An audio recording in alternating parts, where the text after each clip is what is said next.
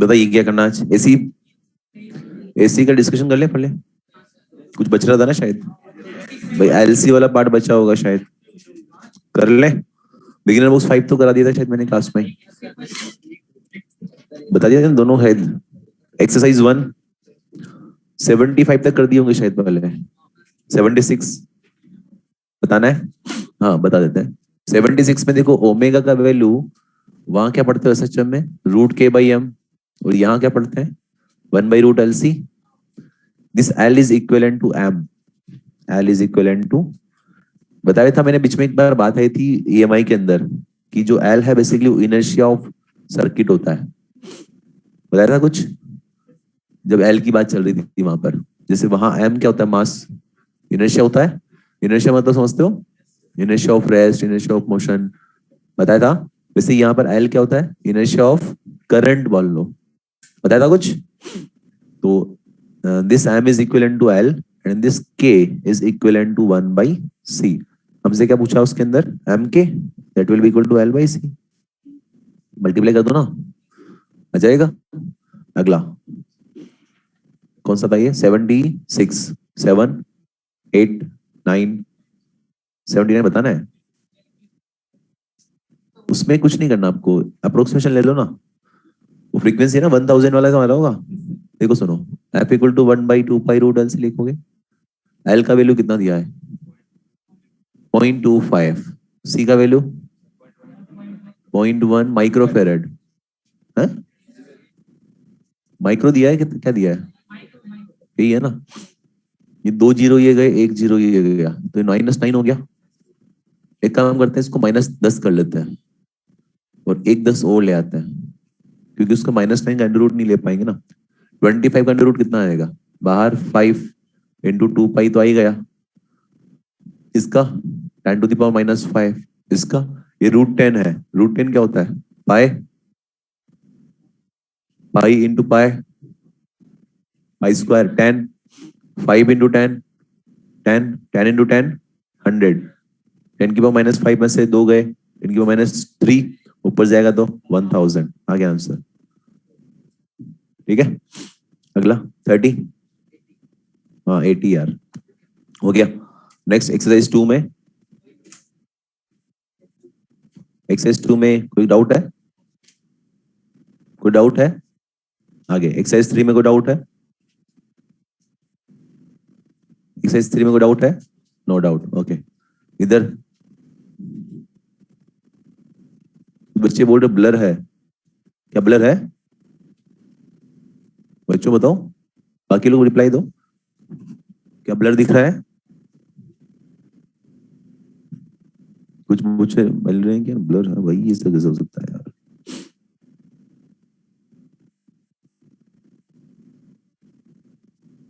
अब देखो,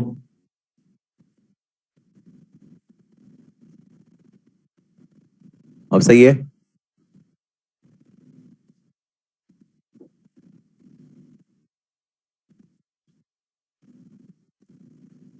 अरे क्लियर है भाई, जल्दी रिप्लाई दो यार, कहीं को टाइम वेस्ट कर रहे हो भाई, वैसे आज बहुत कुछ पढ़ाना है, ठीक है ना। बस फिर क्या है, हल्का सा तो डेली ऐसे ही रहता है ना, कुछ बच्चे बोले डेली से चलता है, इसमें क्या है, या और जूम करना पड़ेगा क्या, दिख रहा है ना, विजिबल है ना, दिख तो रहा है यार, इससे क्या चाहिए और। ठीक है भाई, एक्सरसाइज 3 को डाउट, कोई डाउट, नो डाउट। क्या पढ़ा दिया था ईएम में, कंसेप्ट ऑफ डिस्प्लेसमेंट का समझा दिया, कि भाई डिस्प्लेसमेंट करंट क्या होती है, कैसे होती है, बता दिया। चलो आगे बात करते हैं इस बारे में।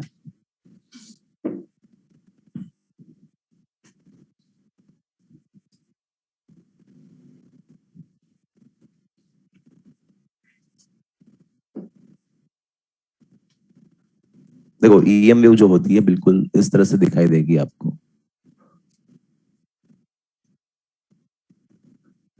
क्या इसके अंदर इलेक्ट्रिक फील्ड भी होगी, मैग्नेटिक फील्ड भी होगा, बोलो। तो जो इलेक्ट्रिक फील्ड होती है वो कुछ इस तरह से होती है, ठीक है। ये एक्स एक्सिस मान लो, ये वाई एक्सिस, ये जेड एक्सिस, ये ई नोट होगा, ये इस तरह से इसका वाइब्रेशन इस डायरेक्शन में है।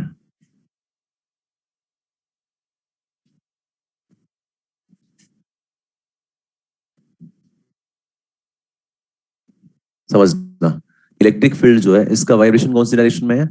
वाई डायरेक्शन में। इसका ऑसिलेशन किधर है? वाई डायरेक्शन में। और इसका प्रोपोगेशन किधर है? क्लियर है? इसका प्लेन कौन सा हो गया? पूरा एक्स वाई प्लेन। क्लियर है? मैग्नेटिक फील्ड जो होती है वो कुछ इस तरह से बनेगी,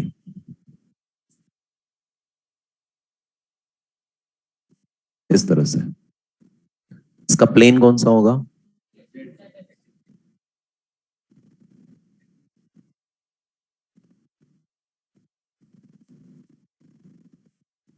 मतलब ये हो गया बी नॉट, ये हुआ ई नॉट। इलेक्ट्रिक फील्ड ऐसे, मैग्नेटिक फील्ड ऐसे ऐसे। क्लियर है? तो मैग्नेटिक फील्ड का जो एम्पलीट्यूड है वो कौन सी डायरेक्शन में वेरी कर रहा है? मतलब इसका ऑसिलेशन कौन सी डायरेक्शन में है? जेड डायरेक्शन में। प्रोपोगेशन किधर है? एक्स में। कोई तकलीफ? समझ पा रहे हो? तो दोनों एक दूसरे के परपेंडिकुलर है। क्लियर है? इलेक्ट्रिक फील्ड वाई में, मैग्नेटिक फील्ड जेड में, और प्रोपोगेशन एक्स में। क्या तीनों आपस में परपेंडिकुलर है? तो इसलिए इनको ट्रांसवर्स वेव्स भी बोलते हैं। आपको पता होगा शायद कि ऑसिलेशन जिधर होता है और प्रोपोगेशन जिधर होता है, अगर दोनों परपेंडिकुलर तो प्रोपोगेशन उसको क्या बोलते हैं? ट्रांसवर्स वेव्स बोलते हैं। क्या बोलते हैं? तो क्या है ये? ट्रांसवर्स वेव्स है। बोलो। अगर मैं इस इलेक्ट्रिक फील्ड का वेरिएशन, ये फंक्शन कैसा दिख रहा है आपको? साइन दिख रहा है? तो क्या इसको मैं बोल सकता हूँ ई वाई? आई क्यों लिखा? क्योंकि वाई डायरेक्शन में इसका ऑसिलेशन है। इसको मैं लिख सकता हूँ E not sine omega T minus के एक्स। बोलो, क्या लिखा मैंने? E not sine omega T minus के एक्स। समझना, माइनस के एक्स लिखा है तो प्रोपोगेशन किधर होगा? प्लस एक्स में। रिपीट करो, माइनस के एक्स लिखा है तो प्रोपोगेशन किधर? प्लस एक्स में। अगर मैं लिखता है प्लस के एक्स तो प्रोपोगेशन माइनस एक्स में होता। क्लियर है? अगर इसमें लिखा होता ऐसा उल्टा, के एक्स माइनस ओमेगा टी लिखा होता, के एक्स माइनस ओमेगा टी लिखा होता, तो भी प्लस एक्स में प्रोपोगेशन होता। रिपीट करता हूं, अगर ऐसा लिखा होता के एक्स माइनस ओमेगा टी, बताओ उसका प्रोपोगेशन किधर है? प्लस एक्स में, क्योंकि दोनों का साइन क्या है? अपोजिट। तो प्लस एक्स में। क्लियर हो गया? मान लो यहां लिखा होता ओमेगा टी माइनस के वाई, क्या लिखा होता? ओमेगा टी माइनस के वाई। प्रोपोर्शन किधर? प्लस वाई में। किधर? यहां लिखा होता ओमेगा टी प्लस के जेड माइनस जेड में। याद रहेगा? कर पाओगे? ओके। तो ये इलेक्ट्रिक फील्ड का इक्वेशन हम लोग इस तरह से लिख सकते हैं। मैग्नेटिक फील्ड का बी कौन सी डायरेक्शन में आएगा? जेड में। तो B Z equal to what? B naught sine omega T minus के एक्स। यस और नो? ये मैग्नेटिक फील्ड का वेरिएशन आ गया। कर पाओगे भाई? अब समझना, इसके अंदर ये ओमेगा क्या है भाई? ओमेगा क्या होता है? Angular frequency. एंगुलर वेलोसिटी बोलो चाहे एंगुलर फ्रीक्वेंसी, किससे रिप्रेजेंट करते हैं? Omega. That omega is equal to what? 2 pi F या फिर 2 पाई बाई टी। कोई तकलीफ? इसके बाद इसमें के क्या चीज है? के क्या बोलते हैं इसको? इसको बोलते हैं वेव नंबर। क्या बोलते हैं इसको? किसको बोलते हैं? इसको वेव नंबर भी बोलते हैं, वेव कांस्टेंट भी बोलते हैं। दो नाम है इसके। क्या क्या नाम है? वेव नंबर या फिर wave constant. That K is equal to what? 2 pi by lambda. What is lambda? Wavelength. याद रहेगा? ओके। इन दोनों में रिलेशन क्या होता है ओमेगा और के में? Speed of wave. किससे रिप्रेजेंट करेंगे? वी से? आवाज ही नहीं है यार। V equal to what? Omega by K. याद रहेगा? आवाज ही नहीं है यार। और हम चाहें तो ये भी बोल सकते हैं V equal to F lambda. Why? क्योंकि ओमेगा क्या होता है? 2 पाई एफ, और के क्या होता है? 2 पाई बाय लेमडा। करके देखो, 2 पाई कट जाएगा, क्या जाएगा? वी इक्वल टू, क्या बोल सकते हैं? V equal to omega by K या V equal to F lambda. Yes और नो? नेक्स्ट, इन वैक्यूम, अगर वैक्यूम होता है तो v जो होगा that v will be equal to c. What is c? Speed of light, and that is equal to 1/√ओवर mu not epsilon naught, ये पढ़ाया भी था मैंने पहले। वी का सी का वैल्यू क्या होता है? 1/√ओवर mu not epsilon naught. Is it clear? And that is equal to what? 3 × 10⁸ metre per second. आवाज ही नहीं आई। अगर वैक्यूम है तो स्पीड ऑफ लाइट, मतलब जो वेव का जो स्पीड होगा किसके बराबर होगा? स्पीड ऑफ लाइट के बराबर होगा। किसके बराबर? And that is what? 1/√ओवर mu not epsilon not equal to what? Is it clear? अगर मीडियम हो तो इन मीडियम क्या लिखना पड़ेगा? v इक्वल टू 1/√ओवर, फिर म्यू नॉट की जगह क्या लिखना पड़ेगा? सिंपल ये लिखना पड़ेगा म्यू एप्सिलॉन। किसका? मीडियम का।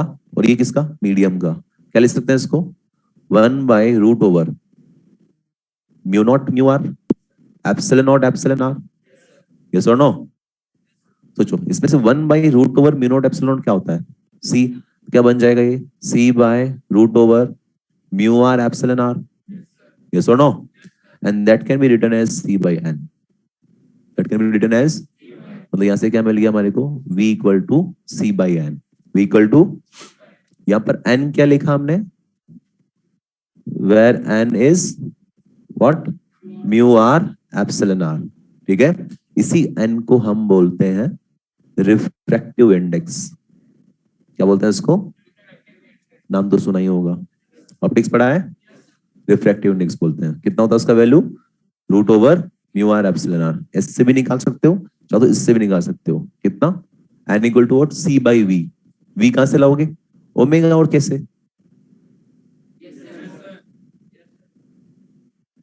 समझ में आ गया? तो अगर वैक्यूम है तो स्पीड किसके बराबर होगी? Speed of light. और अगर मीडियम है तो v के बराबर होगी। और v क्या होगा? दो तरीके हैं, दो तरीके v निकालने के। दो तरीके। पहला तरीका तो c/n से, और दूसरा ω/k से। अरे कर पाओगे? चलो नेक्स्ट। इसके अंदर जो ये ई नोट और बी नोट होता है, इसमें भी रिलेशन निकाल सकते हैं। This e nought by b nought equal to c. ये कब? वैक्यूम अगर है तो। इन वैक्यूम, इन वैक्यूम ये लगा सकते हैं। E nought by b nought equal to what? C. अगर मीडियम हो तो e nought by b nought equal to v. कब? जब मीडियम हो। याद रहेगा? आवाज नहीं है यार। Next, direction of propagation. Direction of propagation equal to direction of E cross B. थोड़ा ध्यान से देखिएगा भैया। इसमें इलेक्ट्रिक फील्ड किधर है? वाई में। मैग्नेटिक फील्ड जेड में। तो ई क्रॉस बी करो, क्या आया? एक्स आया। और क्या इधर ही हमारा प्रोपोगेशन था? समझो यहां पर देखो, डायरेक्शन ऑफ प्रोपोगेशन किधर है? एक्स एक्सिस बोले तो आई कैप। बोलो, इलेक्ट्रिक फील्ड किधर है? जे कैप। और मैग्नेटिक फील्ड के कैप। जे क्रॉस के क्या होता है? समझ में आ गया? तो डायरेक्शन ऑफ वेव अगर निकालना हो, डायरेक्शन ऑफ प्रोपोगेशन अगर फाइंड करना हो, तो क्या देखना पड़ेगा? ई क्रॉस बी का डायरेक्शन। क्या देखना पड़ेगा? कर पाओगे? सोच पा रहे हो? कॉपी करो फटाफट।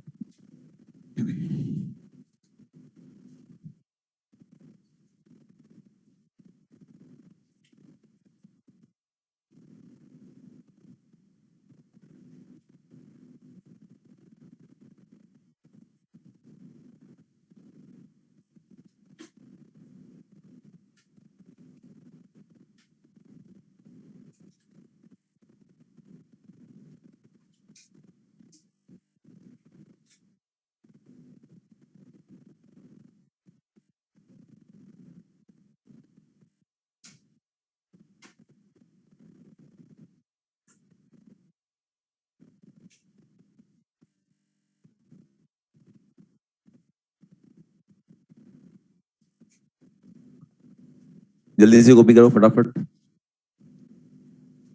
थोड़ा कॉपी फास्ट कीजिएगा भाई, आज बहुत सारी बातें बतानी है आज।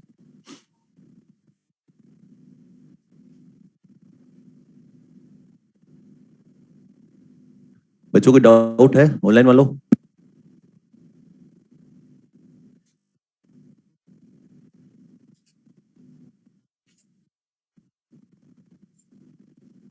देखो, ये सारी जो बातें बताई ना, जितनी बातें बताई इसमें, वो सब चीजें बहुत बेसिक बताइए, जो आपने वेव में पढ़ी होगी, पढ़ी है? तो ये मान लीजिए 25% ऑफ ईएम वेव कंप्लीट है। ये अगर आ गया ना आपको, मतलब 25% ईएम वेव करना आ गया आपको, कर लोगे रे यार?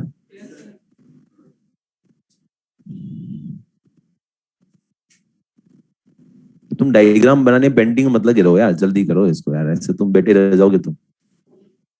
ऐसा डायग्राम मॉड्यूल में बना पड़ा है, आप चाहो तो बाद में बना लीजिएगा ढंग से।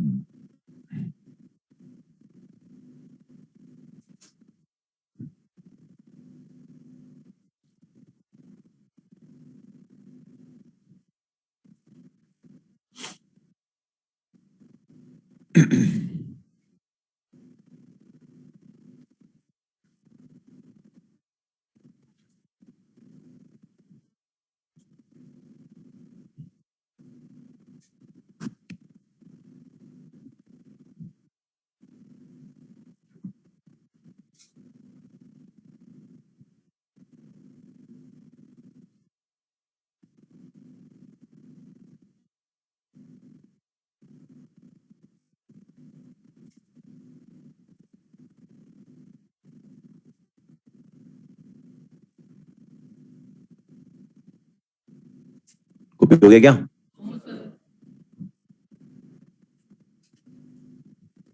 सर वेवलेंथ क्या होती है?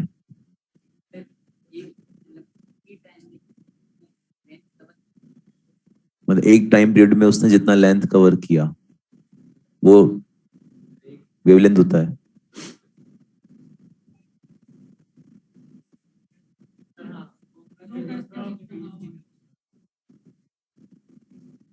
इसने क्या बता दिया सर? तुम जो बोल रहे हो वो भी सही है, ये जो बोल रहा है वो भी सही है।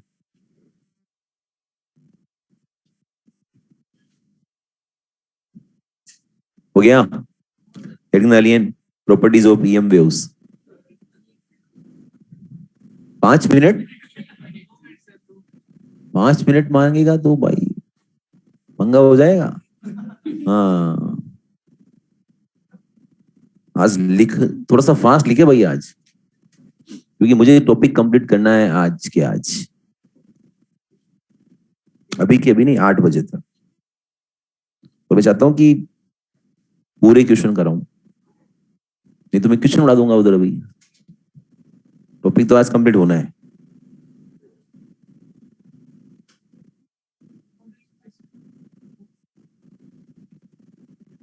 तू यार कॉपी करना भाई, जो काम बोला जाए ना पहले वो कर लो, वो बाकी बातें बताएंगे सब चीजें।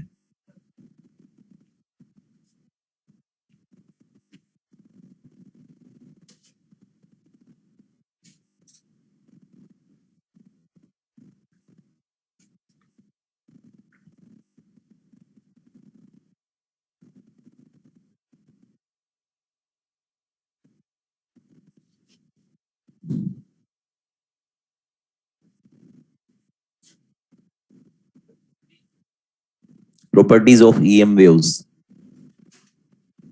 प्रॉपर्टीज ऑफ ईएम वेव्स, उसमें एरो बना के लिखते जाइए फटाफट से। The fundamental sources of EM waves are accelerating charge particles. ये पढ़ाया हुआ था आपको, जब चार्ज पार्टिकल रेस्ट पे होता है तो क्या प्रोड्यूस करता है? Electric field. अगर वो मूविंग होता है कांस्टेंट वेलोसिटी से तो इलेक्ट्रिक एंड मैग्नेटिक फील्ड, और अगर वो एक्सेलरेट होता है तो तीनों करता है, इलेक्ट्रिक फील्ड, मैग्नेटिक फील्ड और ईएम वेव। तो ईएम वेव का सोर्स कौन हो गया? Accelerated charge particle. तो वही लिखाया, the fundamental sources of EM waves are accelerating charged particles. The fundamental sources of EM waves are accelerating charged particles. लिख लिया? अगला. The variation of electric field and magnetic field. The variation of electric field and magnetic field are mutually perpendicular to each other.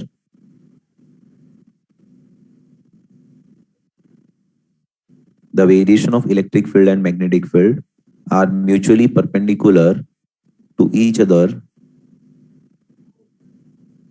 as well as the direction of propagation of the wave.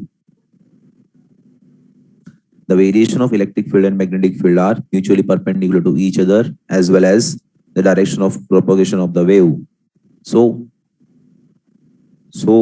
the EM waves are transverse in nature.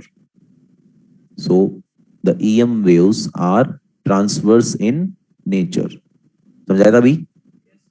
ये कैसी होती है? Transverse nature की होती है. कोई तकलीफ? अगला.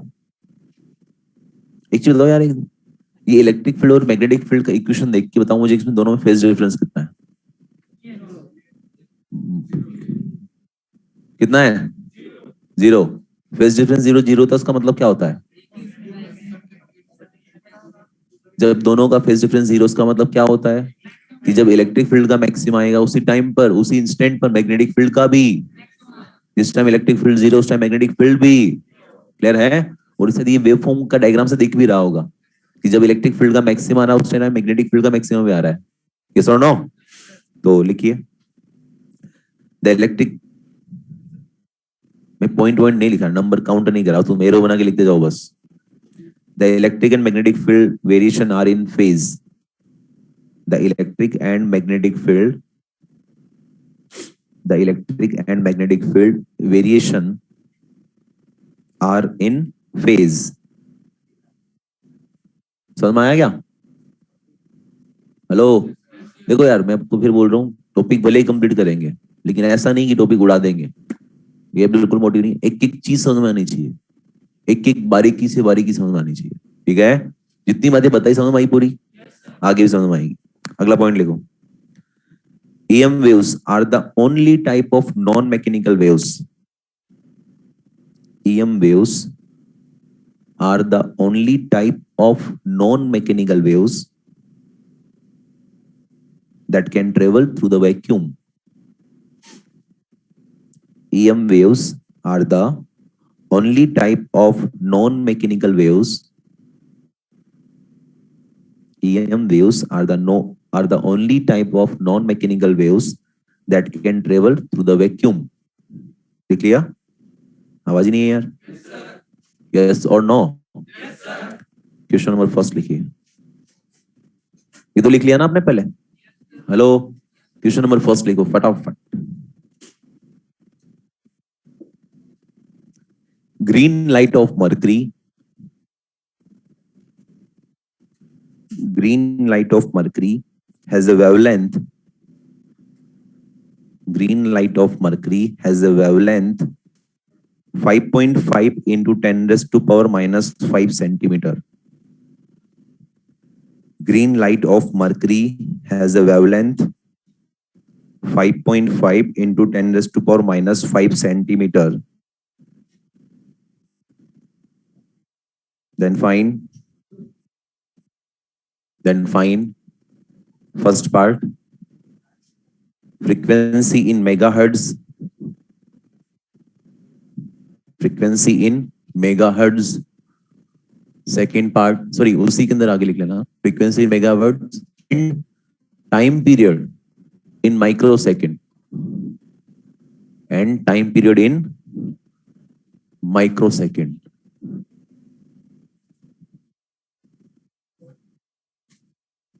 Next we go. Second part. What is the wavelength in glass? What is the wavelength in glass if refractive index of glass is 1.5? What is the wavelength in glass if refractive index of glass is 1.5? Clear है? करीबन 10-12 line छोड़ दो उसके लिए।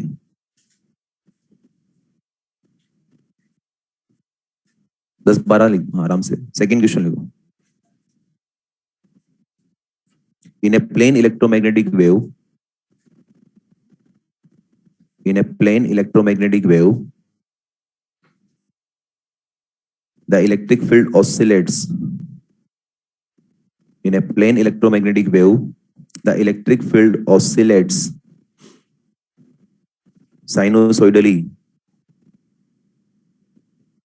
The electric field oscillates sinusoidally at a frequency 3 into 10 raised to power 10 hertz. 3 into 10 raised to power 10 hertz and amplitude 50 volt per meter. 50 volt per meter. Then find first part wavelength, second part amplitude of magnetic field. Amplitude of magnetic field sinusoidally. First part क्या पूछा है? Wavelength. Second part क्या पूछा है? Amplitude of magnetic field. Again 8-10 line छोड़ दो। एक next question.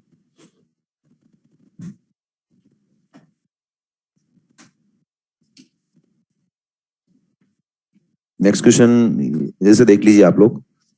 By equal to 2 into 10 raised to power minus sine minus 7 sine 0.5 into 10 raised to power 3x plus 1.5 into 10 raised to power 11t Tesla.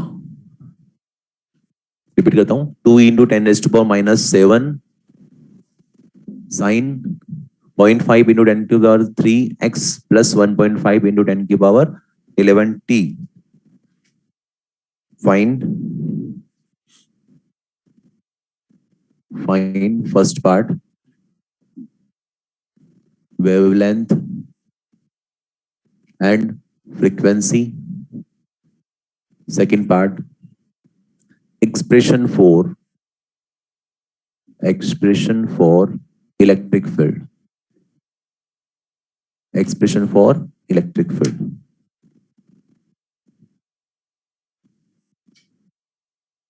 हो गया?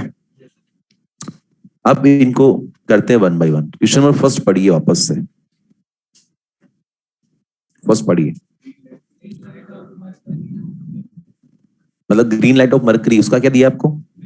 Wavelength दिया, lambda दिया। कितना दिया? First कर रहे हैं। लैम्बडा दिया आपको 5.5 into 10⁻⁵ सेंटीमीटर। इसको मीटर में लिखे दो। क्या पूछा आपसे? फर्स्ट पार्ट में क्या पूछा है? Frequency megahertz. फ्रीक्वेंसी कैसे निकालोगे? आपको लैम्बडा दिया है, लैम्बडा दिया, स्पीड पता होता है, कुछ नहीं बोला तो वैक्यूम में स्पीड कितना होता है? फ्रीक्वेंसी और लैम्बडा से, सॉरी, स्पीड और लैम्बडा से क्या फ्रीक्वेंसी मिल सकता है? कैसे? C = F lambda. आवाज ही नहीं है यार। F कितना आ गया? C by lambda. C का वैल्यू कितना होता है? 3 into डिवाइड बाय 5.5 into 10⁻⁻⁷। इसका जो वैल्यू आएगा निकल कर वो कितना आएगा नहीं बता देता हूं आपको पूरा। ये आएगा 5.45 into 10⁻14। ठीक है, लेकिन हमसे क्या पूछा है उसने? मेगाहर्ट्ज में। तो कन्वर्ट कर लीजिएगा यार। क्या लिखूंगा? 5.45 into 10⁻8। क्यों? फिर मेगाहर्ट्ज। ये क्या है? सिर्फ हर्ट्ज। नीचे क्या लिखा? ये कन्वर्ट करना आ गया। आवाज ही नहीं है यार। और क्या पूछा है उससे? टाइम पीरियड पूछा है। वो क्या होता है? 1 by frequency, it is 1 by 5.45 into 10⁻14। जब तुम सोल्व करोगे this will be equal to 1.83 into 10⁻⁻15 second. ये किसमें पूछा तुमसे? माइक्रो में। तो क्या लिखोगे इसके? 1.83 into 10⁻⁻15 9 माइक्रो सेकेंड। अब कुछ सोच रहे सर इतनी गंदी गंदी वैल्यूज आएगी क्या? नहीं आएगी। ये तो गंदा है, ये तो आसान है सोल्व करना। ये भी आज बढ़िया मिल जाएगा, टेंशन ना ले। ये गंदी देने में आ गई इसलिए वही चल रही है, ठीक है। बाकी इतनी गंदी वैल्यू सबको नहीं मिलेगी, बढ़िया वैल्यू मिलेगी। अगला क्या पूछा और सेकेंड में? तो ग्लास के अंदर स्पीड चेंज हो जाएगी फिर, क्योंकि मीडियम हो गया ना। तो v इक्वल टू कितना आता है? c by N. c is what? 3 × 10⁸ divide by 1.5। इसका मतलब कितना आ गया? 2 × 10⁸ मीटर पर सेकेंड। अब क्या चाहिए हमारे को? वेवलेंथ। वेवलेंथ कैसे निकालेगा? ऐसा लिख दें क्या? वेवलेंथ पूछा, क्या पूछा? क्या v equal to F lambda लिख दें क्या? आवाज ही नहीं। तो लेमड़ा कितना आएगा? v by F. और v बाई 1/f क्या होता है? t। t भी निकाला था ना हमने। v कितना आएगा? 2 × 10⁸ इंटू 1.83 × 10⁻⁻15। कर लोगे? इसका वैल्यू कितना आएगा? This will be equal to 3.66 × 10⁻⁻7 metre. ये गंदी वैल्यू जानबूझ के लिए ताकि आप लोग माइंडली रेडी रहें कि ऐसा आ जाए तो भी कर लो। कुछ खास नहीं, केवल काटापीटी इनमें ही है बस। ये पावर सोल्व करना आसान काम है, कर पाओगे? चलो सेकंड क्वेश्चन पढ़ो फटाफट।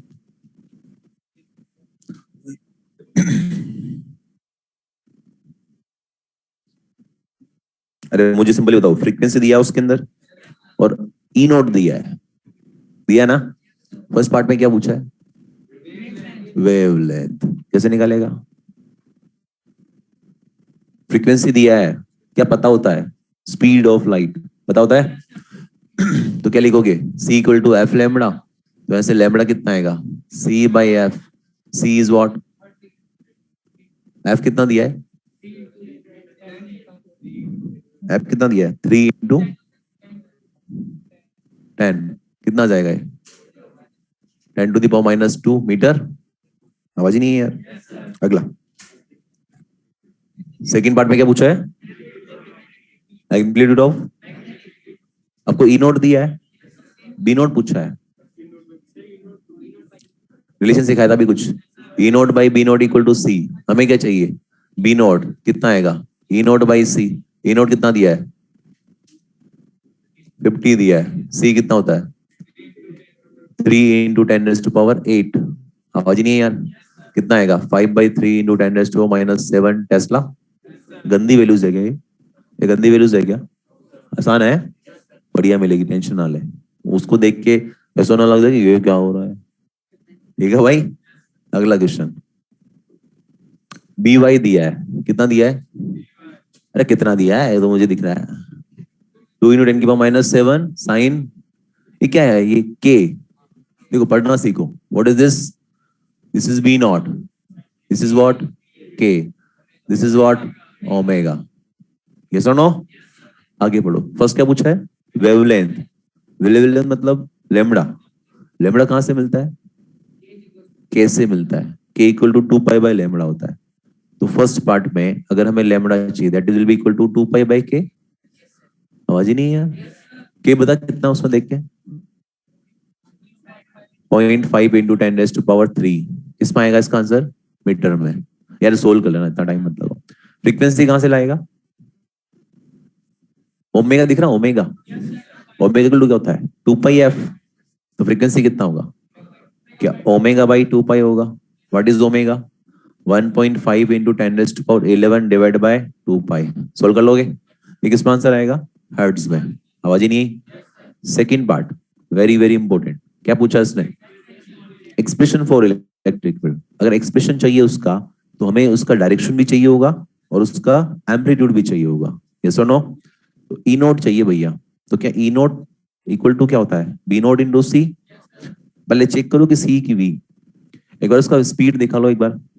ओमेगा बाई के करो। वी इक्वल टू क्या? ओमेगा बाई के हो ना, करना ओमेगा बाई के। ओमेगा बाई के, दिस बाई दिस सेम आ रहा है। 3 × 10⁸8 मतलब स्पीड ऑफ लाइट के बराबर ही है। अगर वो ऐसा नहीं होता तो क्या करते फिर वी करते हैं यहाँ पर। क्लियर है? What is B naught? 2 into 10⁻⁻⁷। What is C? कितना गया ये? 60 आ गया, 60 वोल्ट पर मीटर। बी नोट मिल गया। डायरेक्शन भी चाहिए भी हमारे को उसकी। तो डायरेक्शन निकालने के लिए क्या तरीका हमारे पास? हम क्या बोलते हैं? Propagation. Propagation is equal to E cross B. Propagation किधर है बताओ देख के। दोनों प्लस में है। क्या आएगा? माइनस एक्स मतलब माइनस आई के। ये देखना आया कि नहीं आया? क्योंकि यहाँ क्या लिखा? दोनों प्लस में है। तो बताया था आपको, अगर प्लस के एक्स है तो माइनस एक्स में प्रोपोगेशन होगा, माइनस के एक्स है तो प्लस एक्स में होगा। प्रोपोगेशन किधर? माइनस आई में। ई का डायरेक्शन चाहिए। बी का डायरेक्शन किधर है? बी वाई लिखा है। वाई मतलब जे। आवाज ही नहीं। मतलब ई क्या होना चाहिए कि इन दोनों का क्रॉस मल्टीप्लिकेशन माइनस आई आ जाए। माइनस के नहीं यार, के आएगा। कर देख, के क्रॉस जे क्या होता है? अरे जे क्रॉस के आई होता है, तो के क्रॉस जे क्या आएगा? माइनस आई। मतलब ई का डायरेक्शन मिल गया हमारे को के में। हेलो, क्या लिखेंगे? ई जेड क्या लिखेंगे? Equal to what is E naught? 60। फिर साइन, बाकी का तो एज इट इज चिपका दो। 0.5 इंटू 10⁻³ प्लस 1.5 इंटू 10⁻11t। ये किस में आएगा जी? न्यूटन पर कूलम या वोल्ट पर मीटर लिख दो, एक ही बात है। अरे यूनिट लिख रहा हूं, आता है ना इलेक्ट्रिक फील्ड का यूनिट तो लिखना है यार। कर पाओगे क्या? ये तीनों क्वेश्चन से एक क्लियरिटी आई? कैसे करने क्वेश्चन, ओमेगा वगैरह कैसे नाचता है इधर उधर, ढूंढ लोगे, खेल लोगे इसके साथ, कॉपी मारो फटाफट। हाँ, डायरेक्शन कैसे बताया? मैंने एक पॉइंट लिखा था अभी आपको जब पीछे लिखे थे कि direction of propagation is equivalent to direction of E cross B. E cross B का जो डायरेक्शन मिलता है वही डायरेक्शन ऑफ प्रोपोगेशन होता है। यहां देख के हमने देखा कि प्रोपोगेशन किधर है? एक्स में है कि माइनस एक्स में है यार? प्लस में लिखा तो किधर होगा? माइनस एक्स में ना। तो प्रोपोगेशन का डायरेक्शन कौन सा? Minus x. माइनस एक्स मतलब माइनस आई के। ई क्रॉस बी का डायरेक्शन सेम होगा इसके। ई क्रॉस ई का पता नहीं हो तो निकालना है, बी का पता लग गया, जे क्लियर है। अब सोच, दिमाग लगा कि ई में क्या वैल्यू रखें कि उसका क्रॉस मल्टीप्लिकेशन जे के साथ करें तो माइनस आई आ जाए। अब ये आ गया ना बेसिक मैथ्स वाली बात, लग गया ना वाट। छोटी सी बात नहीं आती, हो गया -1। हंस मत बेटा, ये बहुत बड़ा नुकसान हो गया। अरे है कितनी मुश्किल से आधा 1 घंटा लगेगा, रिवाइज करके खत्म कर दो ना साले को। थोड़ा सा हिंट देता हूँ। आई जे के, अगर आई का जे के साथ क्रॉस मल्टीप्लिकेशन करेगा तो के मिलेगा। जे क्रॉस के आई, इसका उल्टा किया तो माइनस में आएगा। इसका खुद के साथ करेगा तो जीरो आएगा। आई क्रॉस आई जीरो, जे क्रॉस जे जीरो। क्लियर है? अब जैसे हमें क्या चाहिए था? माइनस आई। तो यहाँ क्या जे था ना, तो जे क्रॉस के करेगा तो आई आता है, हमें माइनस आई चाहिए तो के क्रॉस जे माइनस आई आ जाएगा। ठीक है,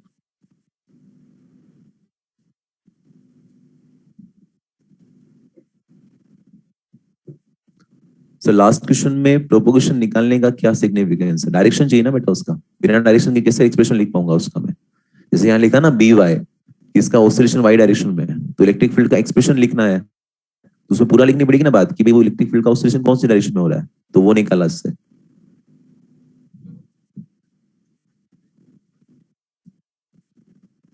अभी बताया ना यार, के एक्स में इंटू नहीं कर रहा ना। अभी आपको मैंने बोला था ऐसा कि अगर ऐसा लिखा है ओमेगा टी माइनस के एक्स, तो प्रोपोगेशन किधर होगा? क्या ही है, ढंग से लिख। प्लस एक्स में अगर लिखा है ओमेगा के x minus omega T, propagation again plus x. इधर अगर लिखा है ओमेगा टी प्लस के एक्स, अगर लिखा है ओमेगा टी प्लस के वाई,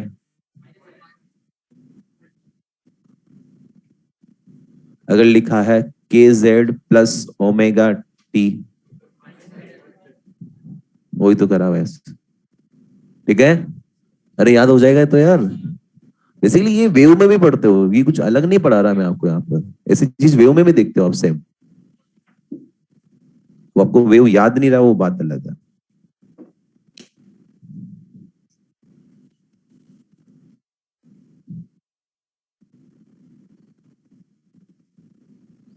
ऑनलाइन वालों कोई डाउट हो तो बताओ।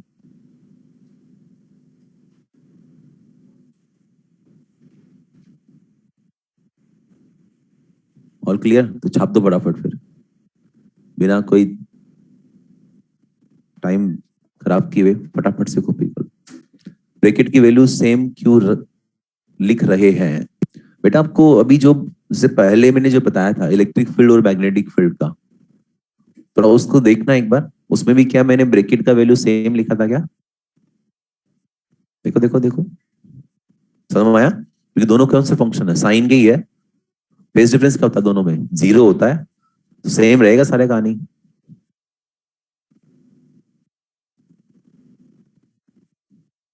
सौरभ रिप्लाई दो भाई, समझ में आया कि नहीं आया?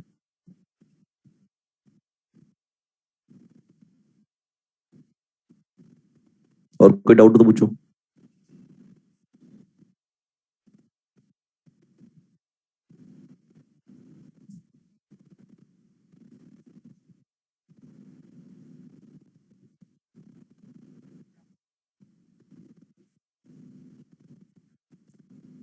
नहीं होता है चेंज, फ्रीक्वेंसी सेम रहती है, वेवलेंथ डिफरेंट हो जाएगी ना। मीडियम चेंज होगा तो वेवलेंथ डिफरेंट होगी। चलो इससे एक चीज पता लगी, यहाँ पर पूछ लिया तो बता देता हूँ कि अगर डिफरेंट डिफरेंट मीडियम अगर है तो क्या चीज सेम रहती है? फ्रीक्वेंसी। क्या रहेगा? या फिर बोलो time period. Frequency equal to 1/t लिखते हैं। क्या क्या चेंज होता है? और स्पीड। क्लियर है? चलो बढ़िया, ये भी चीज वेव में पढ़ कर आते हो आप। फ्रीक्वेंसी पढ़ा था तो टाइम का याद नहीं रहा तेरे को।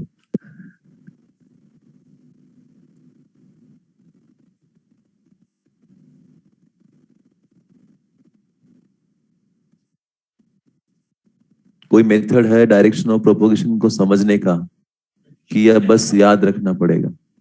अरे कलाकार बता तो दिया मेथड यार। ये क्या बताया मैंने? ये मेथड नहीं तो क्या बताया ना भाई? कि direction of propagation is decided by the direction of E cross B. ये मेथड नहीं तो क्या है? कमाल करते हो।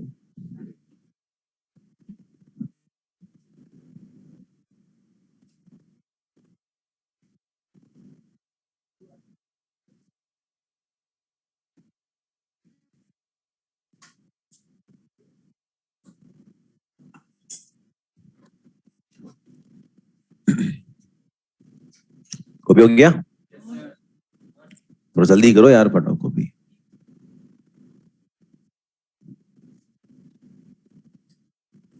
हम्म। है?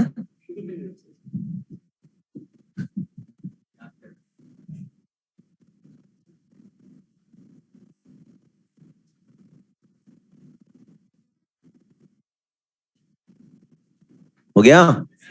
हटा दे। नेक्स्ट हेडिंग डाली है energy density of EM waves.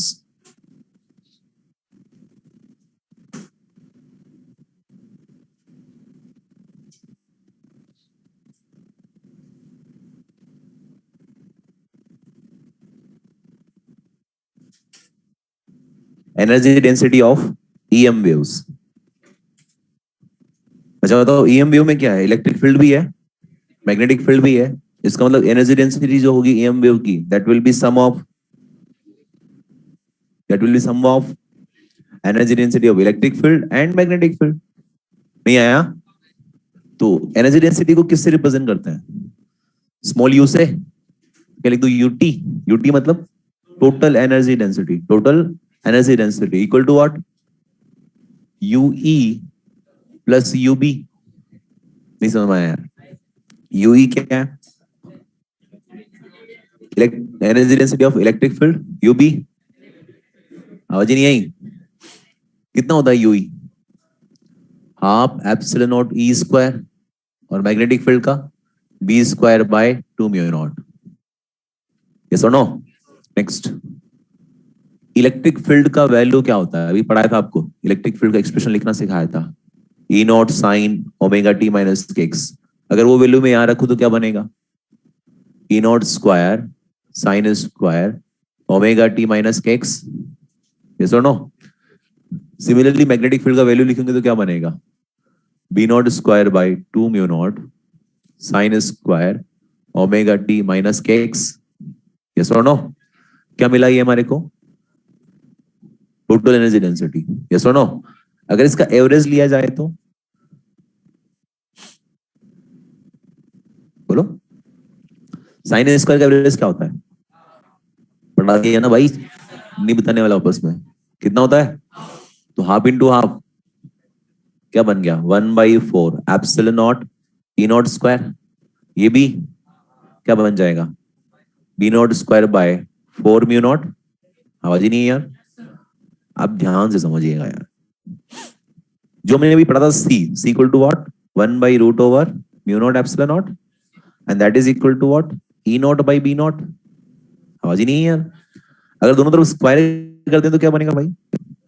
1/म्यू nought epsilon not equal to what? E not square by b not square. थोड़ा रीअरेंज करता हूँ उसको मैं। इसको मैं बोल सकता हूँ b not square by mu nought equal to epsilon not E not square. देखो क्या किया मैंने, एप्सिलॉन नॉट को इधर ले गया, बी नॉट को इधर ले गया। कोई तकलीफ? अगर दोनों तरफ में मल्टीप्लाई कर दूं 1/4 का, किसका? थोड़ा ध्यान से देखो यार, दोनों आपस में, मतलब क्या लिखूं? U B equal to U E. Yes तो नो? इसका मतलब जो टोटल एनर्जी डेंसिटी है उसमें इलेक्ट्रिक फील्ड और मैग्नेटिक फील्ड का जो पार्टीशन है दोनों का इक्वल है, 50-50 पार्टीशन करते हैं। हेलो, 50-50 इनका इंक्लूड है इसके अंदर। क्लियर है? इसका मतलब ये चीज इसके बराबर है और ये चीज इसके बराबर है। हेलो, तो क्या ये जो फॉर्मूला आएगा टोटल एनर्जी डेंसिटी का एवरेज, क्या उसको मैं बोल सकता हूँ क्या? इसको इसमें लिख दूं क्या? तो डबल कर दूं उसका, कितना? 1/2 epsilon not E not square. आया कि नहीं आया? या फिर क्या मैं इसी चीज को ऐसे बोल सकता हूँ क्या? B not square by two mu naught. मैंने इक्वल लिखा, प्लस नहीं लिखा है। हेलो, तो क्या ये वही फॉर्मूला आ गया जो हमें याद रहता है? आवाज ही नहीं आई। Energy density equal to what? Half epsilon not E not square या फिर b not square by two mu nought. मतलब इलेक्ट्रिक फील्ड की फॉर्म में ऐसे लिख लो, चाहे मैग्नेटिक फील्ड की फॉर्म में ऐसे लिख लो। ये टोटल है, ध्यान रखना। क्या है? अगर इसमें से इलेक्ट्रिक फील्ड का पूछा जाए तो टोटल का आधा। आवाज ही नहीं आई। इस समझ में आया? आ गया? कॉपी करो फटाफट, ऐसे चलेगा क्योंकि कुछ पॉइंट्स लिखवाते जाने साथ में मेरे को। थोड़ा फास्ट लिखो बस, फटाफट।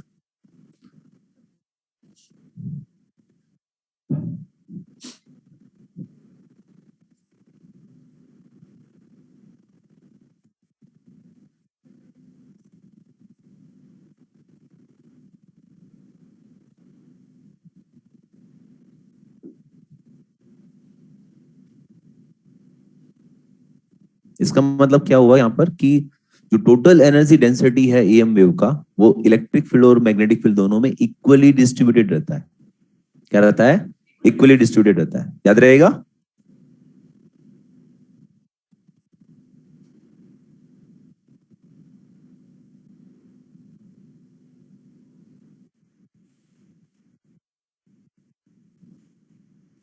क्या बोलना चाह रहा है सर? इक्वेशन से जो हम माइनस आई के लेकर आए थे वो, यार तुम क्या नींद में सो रहे थे क्या यार? मतलब क्या थे यार? अभी बताया था ना, पूरा एक्सप्लेन तो किया ना, बहुत सारे एग्जांपल लेके यार, कि भाई ओमेगा टी प्लस के जेड तो क्या मतलब, इसका सब बता तो दिया यार।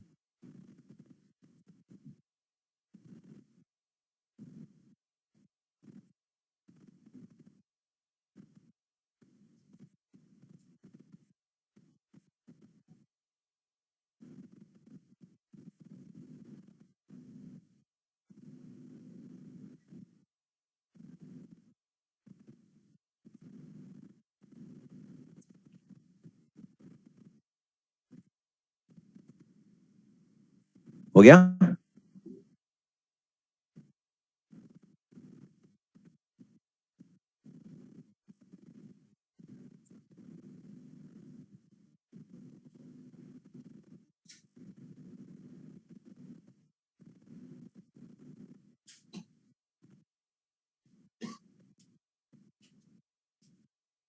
हो गया?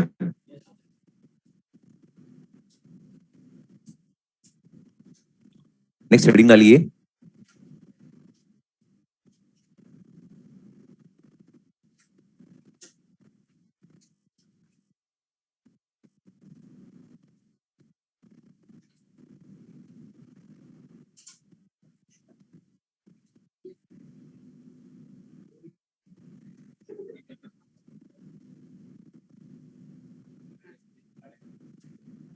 हो गया? हेडिंग डालिए next, intensity of EM waves. Intensity of EM waves, उस पर लिखिए, intensity of plane EM wave, intensity of plane EM wave is the average power transferred per unit area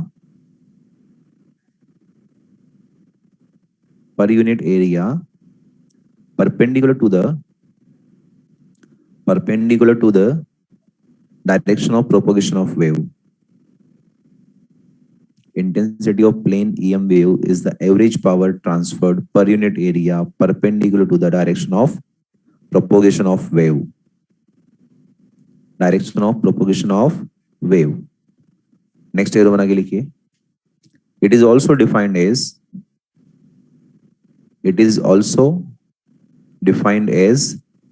the average value of pointing vector,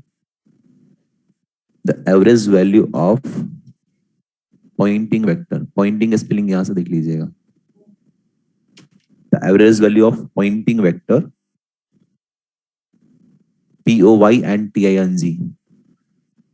It is also defined as the average value of pointing vector taken over one cycle. Taken over one cycle. ठीक है? Next, the SI unit of intensity is, चलो तुम बता दो यार इसका unit, तो intensity का यूनिट क्या होता है? आवाज ही नहीं, जूल पर मीटर स्क्वायर नहीं यार, watt per metre square.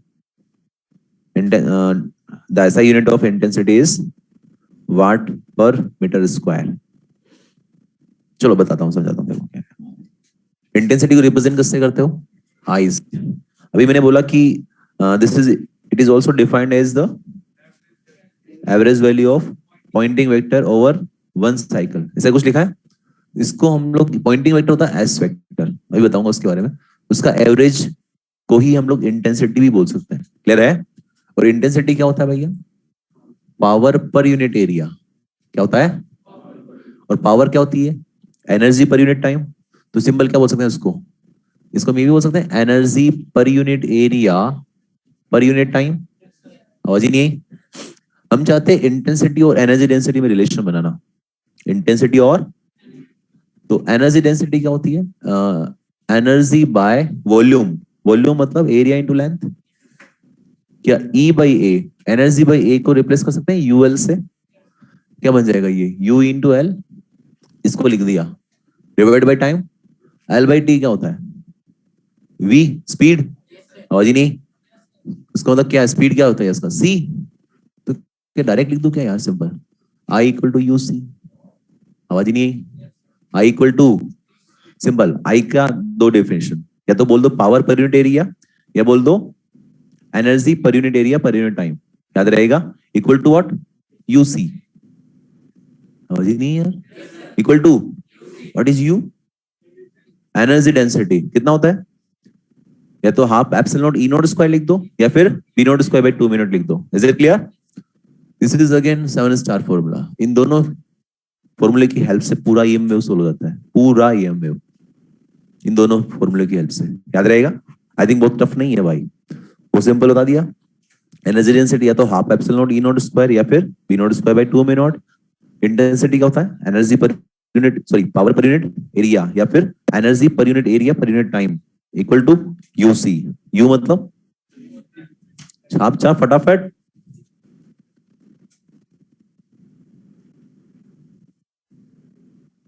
Copy करो फटाफट। आ रहा हूं, चिंता मत कर, ठंड रख।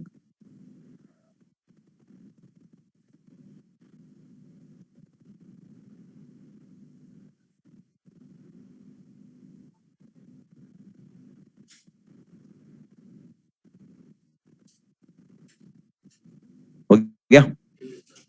अब समझिए, हेडिंग डालिए Poynting vector. Poynting vector, POINTING, Poynting vector. Bracket में लिख लीजिए एस वेक्टर। किससे रिप्रेजेंट करता है उसको? कैपिटल एस वेक्टर से। समझो, जैसे इंटेंसिटी है, intensity is a scalar quantity, yes और नो? लेकिन क्या होता है कि क्योंकि जो ये वेव है वो मोमेंटम कैरी करता है, इसके लिए इसको हमें एक वेक्टर में डिफाइन करना पड़ा, जिसको बोलते हैं Poynting vector. Basically Poynting vector कुछ खास चीज नहीं है। जैसे पॉइंटिंग वेक्टर का देखो, वेक्टर मतलब क्या है? उसका डायरेक्शन भी होगा और मैग्नीट्यूड भी होगा, यस और नो? तो उसका जो मैग्नीट्यूड है वो रिप्रेजेंट करता है इंटेंसिटी, मैग्नीट्यूड क्या रिप्रेजेंट करता है? इंटेंसिटी। और डायरेक्शन क्या रिप्रेजेंट करता है?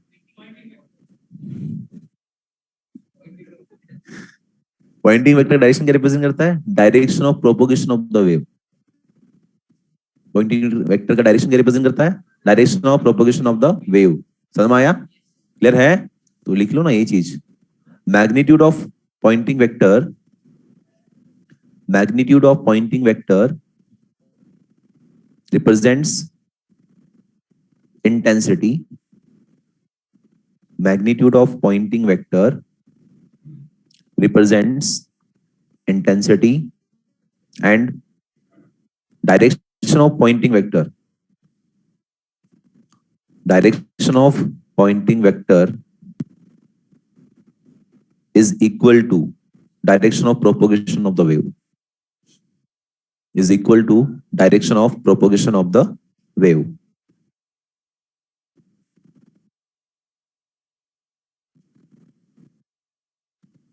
इसको हम लिख सकते हैं s vector equal to 1/μ0 E cross B। ये इसका वेक्टर फॉर्म होता है पॉइंटिंग वेक्टर का, ये फॉर्मूला है इसका। देखो, s vector equal to what? 1/μ0 E cross B। अब देखो, इलेक्ट्रिक फील्ड और मैग्नेटिक फील्ड दोनों को हमने वेक्टर फॉर्म में लिखना सिखाया था, समझ ही नहीं यार। उसका वैल्यू डाल दीजिए, इसका एवरेज ले लीजिए, एवरेज ले लो, क्या आ जाएगा? इंटेंसिटी आ जाएगा। और ये तो चीज हमने लिखाया ऊपर। हेलो, अरे लिखा है नहीं लिखा है भाई? कर पाओगे? इतना लिख दो, काम इससे नहीं करेंगे हम, ये कचरा है। सिंपल क्या याद रखना है इसका? इसका मैग्नीट्यूड क्या रिप्रेजेंट करता है? मैग्नीट्यूड मतलब एवरेज की बात कर रहा हूँ, एवरेज वैल्यू की बात। क्या रिप्रेजेंट करेगा? इंटेंसिटी और डायरेक्शन, प्रोपोर्शन ऑफ वेव का डायरेक्शन। वही पता भी लग रहा ना भाई, एस वेक्टर का डायरेक्शन कौन सा होगा? ई क्रॉस बी का डायरेक्शन। और ई क्रॉस बी का डायरेक्शन कौन सा होता है? बताया था, लिखो फटाफट। डिफाइन किया भाई, इसका वैल्यू डिफाइन ऐसे किया है, हम क्या करें? कहां से आया मुझे क्या पता? फिर तू पूछेगा सर ये कहां से आया, ये कहां से आया? तेरा नाम क्या है? वो कहां से आया? बता दिया ना उन्होंने, उस नाम दे दिया बस। तेरा आपके पेरेंट्स ने आपका नाम दे दिया तो फाइनल है, दे दिया तो दे दिया। हेलो, लॉजिकल बात किया करो यार, मजा नहीं आता ऐसे। आगे हेडिंग डालिए, momentum of EM wave, momentum of EM wave.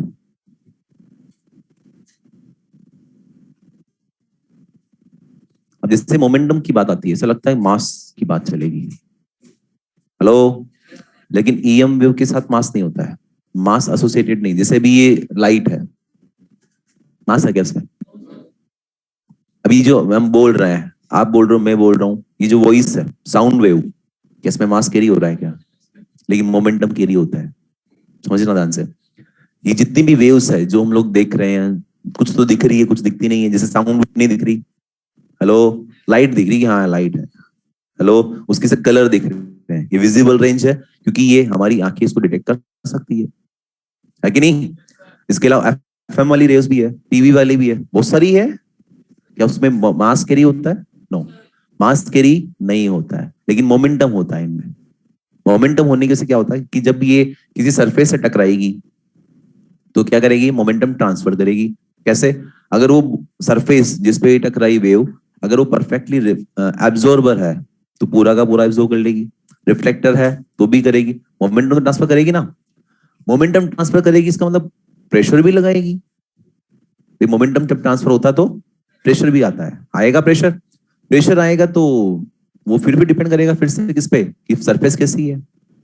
Hello, इसलिए हम जैसे एक छोटा सा एग्जांपल समझाता हूँ। इस रूम के अंदर अगर एक बड़ा सा स्पीकर लाके रख दें, मतलब एक डीजे लाके रख दें, उस रूम को पूरा पैक कर दिया, ग्लास के विंडो है मान लो, ये भी तो मेरी दीवारें बनी हुई है, ग्लास पूरे ग्लास के विंडो बने हुए हैं पूरे में, साउंड चलाया अच्छी खासी स्पीड से, अच्छी खासी स्पीड से, क्या हो सकता है? वाई? क्यों टूटे? क्यों टूटे? क्योंकि वो वेव है। कौन सी? Sound wave. उसके साथ क्या है? मोमेंटम। वो टकराएगी कांच से, मोमेंटम ट्रांसफर करेगी, ट्रांसफर करेगी तो प्रेशर लगेगा, प्रेशर से वो कांच भी टूट सकते हैं। समझ में आया? क्लियर है? वही चीज मैं लिखा रहा हूं पॉइंट्स में आपको। तो हेडिंग डालिए, हेडिंग डालिए momentum, momentum of EM waves. इसमें लिखो there is no mass associated with light, there is no mass associated with light or with any EM wave, there is no mass associated with light or with any EM wave। Next time में लिखिए, the EM wave during its propagation, the EM wave during its propagation has linear momentum with it। The EM wave during its propagation has linear momentum with it। The linear momentum carried by the portion of wave, the linear momentum carried by the portion, P-O-R-T-I-O-N, portion of wave having energy U, U capital में लिखना। The linear momentum carried by the portion of wave having energy capital U is given by देखो momentum किससे represent करते हैं? Small p c, that is equal to u by c. तो कितना momentum होता है वेव में? U by c. कितना? लिख लिया? P equal to u by c. अगली लाइन में लिखो, now consider that the EM wave strikes the surface, now consider that the EM wave strikes the surface, and if the surface is a perfect absorber, and if the surface is perfect absorber and incidence is normal,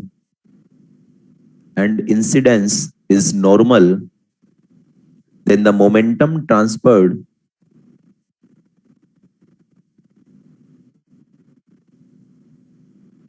and incidence is normal, then the momentum transferred to the surface, will be again P equal to U by C। क्या लिखोगे आपस से? Small p equal to u by c। इसका मतलब क्या हुआ? अरे वो सरफेस ही कैसी है? परफेक्ट एब्जॉर्बर है, उसने पूरी की पूरी क्या कर ली? एब्जॉर्ब। तो क्या करेगा ये? मोमेंटम पूरा उसको ट्रांसफर कर देगा। p equal to u by c। ये सारा मोमेंटम किसको दे दिया उसने? सरफेस को। इसके बगल में लिख लीजिए, वेव इज 100% एब्जॉर्ब। इसको वापस लिखिएगा, लिखना यहाँ पर, वेव इज 100% एब्जॉर्ब्ड। अगले पॉइंट में लिखो, ये तो बात हुई अगर सरफेस कैसी है? एब्जॉर्बर है। अगर रिफ्लेक्टिंग है तो कुछ याद है तुम्हें? अगर परफेक्टली रिफ्लेक्टिंग सरफेस है तो मैं लिखता हूँ, अरे खाई को टाइम वेस्ट, लिखो तुम यार। if the surface is perfect, if the surface is perfect reflector, if the surface is perfect reflector and incidence is normal. ये इंसिडेंस नॉर्मल मतलब क्या होता है कि ये सरफेस है और ऐसे इंसिडेंस हो रहा है, ठीक है ना। क्या लिखा है? If the surface is a perfect reflector and incidence is normal, then the momentum transferred to the surface, then the momentum transferred to the surface will be, कितना आएगा इस बार? P equal to 2u by c। कितना आएगा? P equal to 2u by c। इस बार bracket में लिख लेना इसके आगे, wave is 100% reflect। इसमें क्या लिखोगे? wave is 100% reflect। अगला लिखो।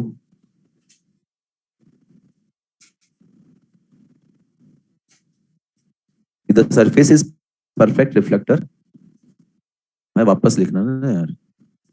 If the surface is perfect reflector and incidence is oblique, if the surface is a perfect reflector and the incidence is oblique, then the momentum transferred to the surface, then the momentum transferred to the surface will be, then the momentum transferred to the surface will be 2u cos theta by c। देखो अगर ऐसे wave आई, ये angle कितना है? Theta. ये कौन सा angle है? Incidence angle. अगर ऐसे आती है तो कितना ट्रांसफर होगा? 2u cos theta by c। Is it clear? अगला नेक्स्ट लिखो। समझ में आ गया भाई? अब ये सेम काम हम रेडिएशन प्रेशर के लिए करेंगे कि भाई जब टकराएगी, मोमेंटम ट्रांसफर होगा तो प्रेशर भी लगेगा। प्रेशर का वैल्यू क्या होगा? हेडिंग डालिए रेडिएशन प्रेशर। थोड़ा फास्ट लिखो यार, तुम थक गए ऐसा लग रहा है। रेडिएशन प्रेशर, रेडिएशन प्रेशर, इसमें लिखिए radiation pressure is the mechanical pressure, radiation pressure is the mechanical pressure exerted, radiation pressure is the mechanical pressure exerted upon any surface, exerted upon any surface due to the exchange of momentum, due to the exchange of momentum between the object and EM wave। Radiation pressure is the mechanical pressure exerted upon any surface due to the exchange of momentum between the object and the EM wave। Clear है? अच्छा, radiation pressure को represent किससे करेंगे भाई? Capital P से। Pressure को कैसे करेंगे? P equal to what? Force पर यूनिट एरिया। फोर्स क्या होता है रे? Dp by d t. ये कहां पढ़ लिया रे? पढ़ा है कहीं? नाम सुना है कहीं? धन्यवाद। 1/a D by d T of pressure क्या होता है? अभी पढ़ा हमने, U बाई सी। आवाज ही नहीं? थोड़ा ध्यान से देखना इसको। क्या इसको मैं वो बोल सकता हूँ? D u by d t divide by A into 1/c। ये क्या लिख दिया रे यार? अरे इसको मैंने साथ d u by d t divide by a c. ये क्या है? D u by d t. अरे पावर। ये क्या है? Area. Power by area, intensity. तो इतना घुमा फिरा के काय को लिख रहे हो? डायरेक्ट लिख दो, बोल दो ना simple. P equal to what? I by c. खत्म बात। काय का लोड दे रहे हो उतना? और I इक्वल टू सी लिख दो, या फिर बेचारा वो भी बताया था तो वो भी लिख दो ना यार, वो नाराज हो जाएगा। S बाई सी, एक ही बात है। फटाफट लिखो रे।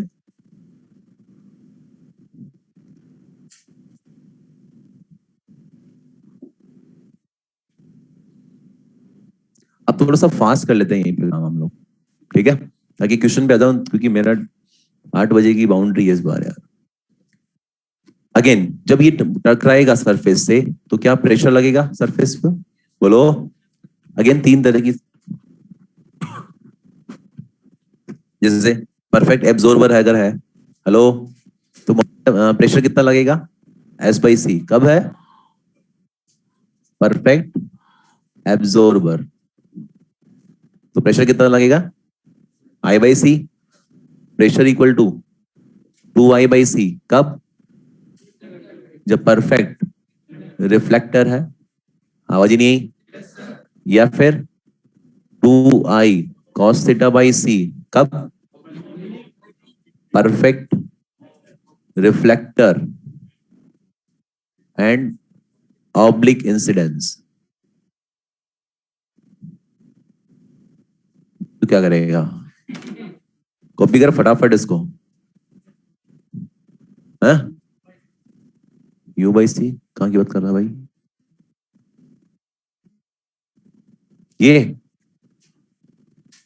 ये क्या बताऊं उसमें, अरे मोमेंटम नहीं लिखा, स्मॉल पी लिखा था ना भाई, मोमेंटम ट्रांसफर। तू नींद आ गई तेरे को बीच में, इसके ऊपर 3 स्टेटमेंट नहीं लिखा है क्या, अरे यार ऐसे करेगा क्या भाई यार, इसके ऊपर 3 स्टेटमेंट लिखा था मोमेंटम के लिए कि मोमेंटम ट्रांसफर कितना होता है, अगर परफेक्टली एब्जॉर्बिंग सरफेस है तो u by c, reflecting 2u by c, oblique incident 2u cos theta by c. Pressure की बात चली फिर से, वहां u बाई सी तो यहाँ क्या होगा I by c, reflecting surface 2I by c और oblique incidence 2I cos theta by c. Clear है,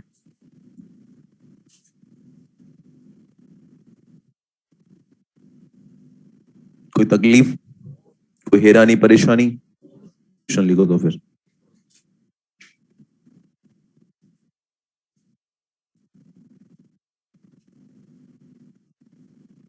लिख लिया ना, क्वेश्चन लिखो भाई, क्वेश्चन नेक्स्ट क्वेश्चन लिखो।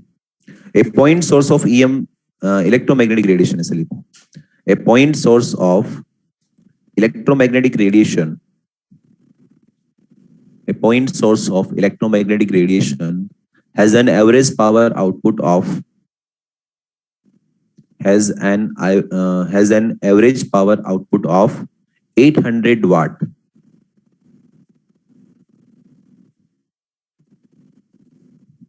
A point source of electromagnetic radiation has an average power output of 800 watt. Then find maximum value of electric field. Then find maximum value of electric field at a distance 3.5 meter, at a distance 3.5 meter from the source, from the source। करीबन 10 line छोड़ दीजिएगा। Second question लिखिए, in an EM wave, the amplitude of electric field is 1 volt per meter,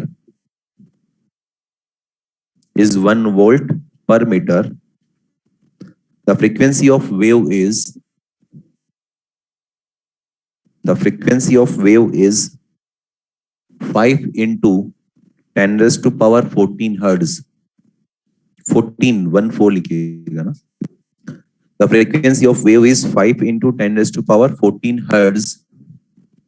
The wave is propagating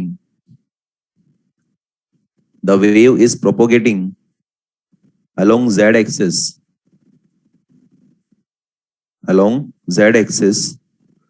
then find average energy density of electric field,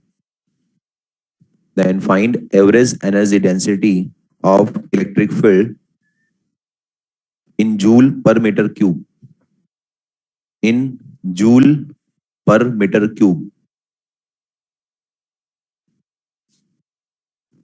5 line छोड़ दीजिए इसके लिए। Third question लिखिए, in a plane electromagnetic wave,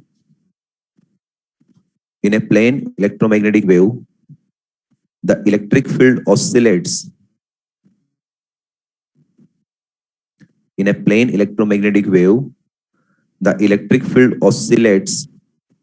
sinusoidally, at a frequency of at a frequency of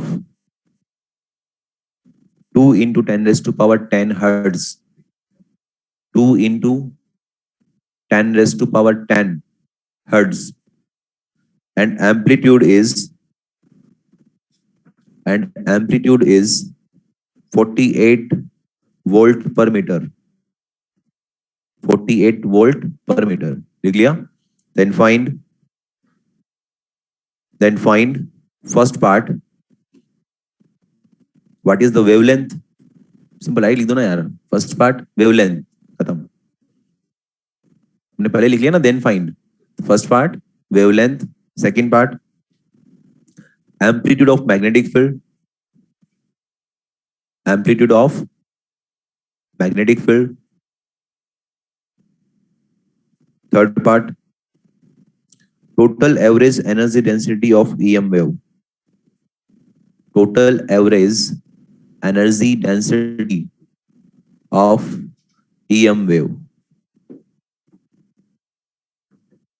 ठीक है, करें start. Question number first पढ़ो फटाफट से. क्या बोला उसने? एक पॉइंट सोर्स दिया है जिसका आउटपुट कितना है? पॉइंट सोर्स समझिए बेटा. बल्ब जैसे एक बल्ब होता है, बल्ब एक पॉइंट सोर्स की तरह बिहेव करता है, क्योंकि जब बल्ब जलाओगे तो उसकी रोशनी चारों तरफ जाएगी. किस फॉर्म में जाएगी? वो स्फेरिकल फॉर्म में. ये सुनो, आवाज नहीं है यार? क्लियर है? जैसे ट्यूबलाइट होती है, वो क्या है? वो एक लाइन सोर्स की तरह है. जैसे ये ट्यूबलाइट मान लेता हूँ, उसकी लाइन सोर्स की एक मतलब सिलिंड्रिकल शेप में जाएगी इसकी. ये सुनो, बल्ब है तो पॉइंट सोर्स किससे जाएगी? स्फेरिकल शेप में. समझ में आया? मीनिंग समझ में आया इस चीज का? सन क्या है? सन पॉइंट सोर्स मान सकते हैं, क्योंकि उसकी वजह से सारी सभी तरफ वेव जाएगी. आवाज ही नहीं. तो जैसे एक पॉइंट सोर्स है, उसका आउटपुट पावर कितना है? हमसे क्या पूछा गया है? तो इससे 3.5 मीटर डिस्टेंस पे क्या चाहिए? Electric field. जैसे अगर मान लीजिए सन है, सन के जितना पास जाएंगे क्या उतना ज्यादा हीट महसूस होगा? क्यों? इंटेंसिटी ज्यादा है. दूर जाएंगे तो, और दूर जाएंगे तो, और दूर जाएंगे तो. इसका मतलब अगर हमें इस डिस्टेंस पे अगर इलेक्ट्रिक फील्ड चाहिए तो क्या इस सरफेस के लिए इंटेंसिटी निकालने पहले, और उस इंटेंसिटी को क्या कर देंगे? एनर्जी डेंसिटी से बैलेंस कर लेंगे. क्योंकि इलेक्ट्रिक फील्ड चाहिए तो इलेक्ट्रिक फील्ड मिलेगा कहाँ हमारे को? एनर्जी डेंसिटी वाले फॉर्मूले में. तो एक फॉर्मूला पढ़ाया था आपको special, I equal to u c. याद है? आवाज ही नहीं है यार. I क्या है? इंटेंसिटी. तो इस सरफेस के लिए पहले इंटेंसिटी निकाले. वो कितना होता है? Power per unit area. तो पावर बाई एरिया क्या लिखोगे? गलत जवाब. 4 पाई आर स्क्वायर. वाई? स्फेरिकल है. क्लियर है? नेक्स्ट यू क्या लिखोगे? क्योंकि हमें इलेक्ट्रिक फील्ड चाहिए तो एनर्जी डेंसिटी किस फॉर्म में लिखें? आवाज ही नहीं है यार. इलेक्ट्रिक फील्ड की फॉर्म में क्या होती है? Half epsilon not E not square into c. आ गया? ये सारी वैल्यू दी है हमारे को. हमें क्या चाहिए? Electric field. तो ई नॉट कितना आएगा बच्चों? देखो ये स्क्वायर है तो रूट तो आएगा. थोड़ा अरेंज करता हूं. 2 इंटू पी डिवाइडेड बाय, इसको नीचे ले जा, 4 pi epsilon nought r square into c. सब आ गए? कोई रह तो नहीं गया? देख लो आगे. 2 पी का वैल्यू कितना? 800. ये क्या है? 1/4 पाई epsilon not, that is 9 into 10 raised to power 9. आवाज ही नहीं आई. डिवाइड बाई आर 3.5 का square into c 3 into 10 raised to power 8. कर पाओगे? पता नहीं. अरे कर लोगे? सोल्व कर लेना यार. आगे अगला क्वेश्चन बताओ.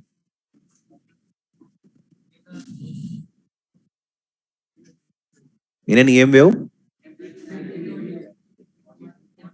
एम्पलीट्यूड किसका दिया है? मतलब ई नोट दिया है. फिर क्या दिया है? फ्रीक्वेंसी दिया है. डायरेक्शन ऑफ प्रोपोगेशन दिया है. पूछा क्या है बताओ? Average energy density of electric field. Underline कीजिएगा. Average energy density of electric field का पूछा, पूरा वेव का नहीं पूछा उसने. हेलो. तो इलेक्ट्रिक फील्ड का एनर्जी डेंसिटी कितना होता है?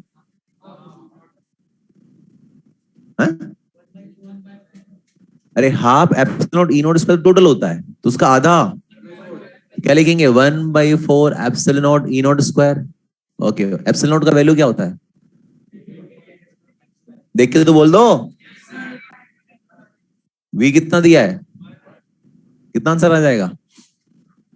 2.21 इंटू 10⁻⁻12 किस में आएगा? जूल पर। मतलब तुम्हें क्वेश्चन में फ्रीक्वेंसी और प्लस जेड एक्सिस जो दिया है वो पागल बनाने के लिए दिया है। बन जाओगे? वाह यार, सही टाइमिंग को सही बोला तुमने, नहीं तो बोले थे यस सर फ्लो फ्लो में ही। हाँ जी, अगला पढ़ो। इन प्लेन इलेक्ट्रोमैग्नेटिक वेव क्या दिया है? फ्रीक्वेंसी दिया है। आगे क्या दिया? और एम्पलीट्यूड किसका दिया है? एम्पलीट्यूड इलेक्ट्रिक फील्ड का दिया है। अरे वैल्यू मत बता, बस क्या दिया है बता दे। आगे क्या पूछा बता। फर्स्ट पार्ट क्या पूछा है? फर्स्ट पार्ट में क्या पूछा है? वेवलेंथ मतलब लेमड़ा। कहां से लाओगे रे? कुछ नहीं तो सी तो पता ही होता है, फ्रीक्वेंसी पता है, तो लेमड़ा नहीं निकाल सकते? जैसे lambda equal to what? C by f. What is c? What is f? कितना दिया रे? कितना आएगा? 3/2 1.5 इंटू 10⁻⁻² मीटर आ गया। चलो अगला बात, amplitude of magnetic field e nought by b nought equal to c होता है, तो बी नोट इक्वल टू कितना आएगा? E nought by c. E nought is what? 48। C is कितना आएगा रे? 16 इंटू 10⁻⁻8। टेस्ला आ गया? नहीं आया? अगला क्या पूछा है? टोटल पूछा है। क्या पूछा है? तो क्या लिखेंगे? UT half epsilon not E not square, तो बोले तो half into 8.5 into 10⁻12। E not कितना? अबे वो बंद ऊपर गया पहले ही, 48 दिया है। अरे सोल्व कर लोगे ये चीज? क्या इससे भी निकाल सकते थे क्या हम लोग? फिर फॉर्मूला क्या लगाते हैं? B not square by 2 mu naught. कर पाओगे ना? कर पाओगे भाई? तो इसी के साथ ईएम वेव कंप्लीट होता है 75%। कितना परसेंट? पहले का कितना था? 25%। ये भी कितना बढ़ाया? 50% ये हो गया। अब 25% बचा, उसमें से 20% मैं कवर करा दूंगा तुम्हारे को, और 5% आउट ऑफ सिलेबस। वो क्यों? वो क्यों? क्योंकि थ्योरेटिकल पार्ट है, मैं बोल ही नहीं सकता कि मैंने आपको 100% नियम में पढ़ा दिया। रीजन वो, क्योंकि वो इतना अजीबोगरीब पार्ट है, वो कुछ भी पूछ सकता है। मैंने आपको बोला था शायद कल कि अगर उसका मूड होगा नंबर देने का तो आपको ऐसा क्वेश्चन पूछेगा जो पूछने लायक है या जिसका आंसर देना लायक है। ठीक है, तो स्टार्ट करते हैं हम लोग next, that is theoretical part. और वो क्या है? EM spectrum. अगर आपको विश्वास नहीं होता मैं ऐसा क्यों बोल रहा हूँ, डरा रहा हूँ, नहीं धमका रहा हूँ, आप चाहो तो मॉड्यूल निकालिए, मॉड्यूल के अंदर एक टेबल दी हुई है। क्या दी है? टेबल दी है। उस टेबल के अंदर फ्रीक्वेंसी का रेंज लिखा हुआ है, लेमडा का रेंज लिखा हुआ है, एनर्जी का रेंज लिखा हुआ है। लिखा है? मैं कब तुम्हें कह दूं कि याद कर लेना भाई? क्या प्रैक्टिकली पॉसिबल है? फिर भी अगर आप मशीन हो तो कर लेना भाई। ये अगर कम पड़ जाए तो फिर एनसीईआरटी भी देख लीजिएगा, वो हो जाए तो फिर आप यूट्यूब पे खूब सर्च कीजिए, खूब सारी बुक्स है, गूगल बाबा से कर लीजिएगा। और अगर ये कुछ नहीं हो तो फिर अपने को फॉलो कीजिएगा। क्लियर है भाई? मैं तो बोलूंगा practically it is not possible to remember these things, possible ही नहीं है। तो अब अगर ये करके जाओगे तो ऐसा लगेगा फिजिक्स से मन उठ गया, ऐसा लगेगा फिजिक्स नहीं करना मुझे, फिजिक्स वैसी फीलिंग आएगी। तो डेटा नहीं याद हो सकता क्योंकि पॉसिबल नहीं है भाई। ठीक है? हेलो? तो जो याद रह सकता कम से वो तो याद रख ले। बोलो। तो जो याद रह सकता मैं अब वो डिस्कस करता हूँ। ये जो स्पेक्ट्रम आपको दिया हुआ है पूरा स्पेक्ट्रम, क्या इसको हम ऐसे लिख सकते हैं क्या?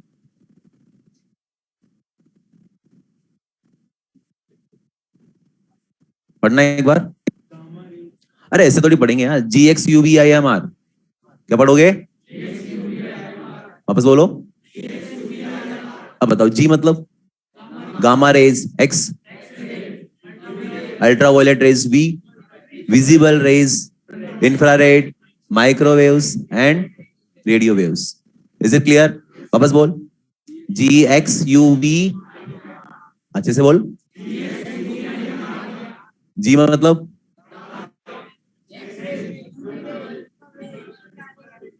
क्लियर है? इधर से इधर चलेंगे तो क्या होगा?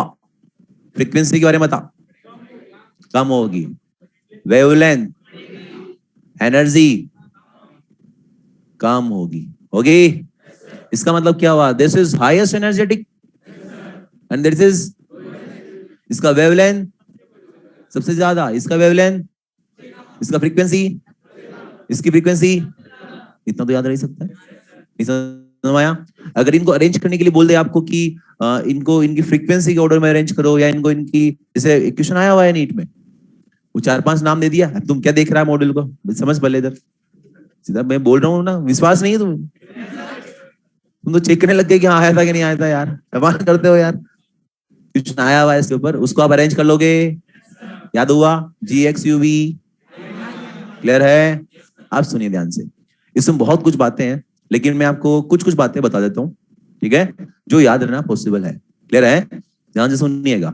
अब वो जो चीजें हैं, इन सबको मैं डिटेल में लिखाऊंगा, बताऊंगा सारी चीजें, थोड़ा थोड़ा डिटेल में, बहुत ज्यादा नहीं। मैं फिर बोल रहा हूँ, किसी कीड़ा है अगर कि नहीं मुझे तो 720 आउट ऑफ 720 चाहिए, इसके तो पैसा दिया था आपको, पूरा पढ़ाओ। हेलो, पॉसिबल है? मेरे लिए तो है बताना, मुझे क्या दिक्कत, बता दूंगा मैं तो। ये पढ़ लेना, वो पढ़ लेना, ये पढ़ लेना, वो पढ़ लेना, पढ़ लेना, हो गया कोर्स। अरे ठीक है, समझ ध्यान से, 1 बाय 1 डिटेल में डिस्कस करते हैं, 1 बाय 1 स्टार्ट करें। अब मैं कुछ बोलूंगा, ये सब चीजें मैं आपको क्योंकि हम डिजिटल भी है आजकल, तो इसको यूज करेंगे। ये सब चीजें मैं इसको अपलोड कर दूंगा, आप लोग वहां से तो डाउनलोड करके फोटो सेट करा के चिपका लीजिएगा या लिख लीजिएगा, भी आपको सही लगे, ठीक है। कौन सा पोर्शन? केवल ये वाला, ठीक है। हेलो, क्योंकि मैंने आज 1-2 बेचों में लिखा के देखा इसको, बहुत टाइम लग गया, तो फाइनली मैंने ये डिसीजन लिया कि यार इसको ऐसा नहीं करेंगे। इसको भी अभी फोन आना था क्या भाई? 1 second.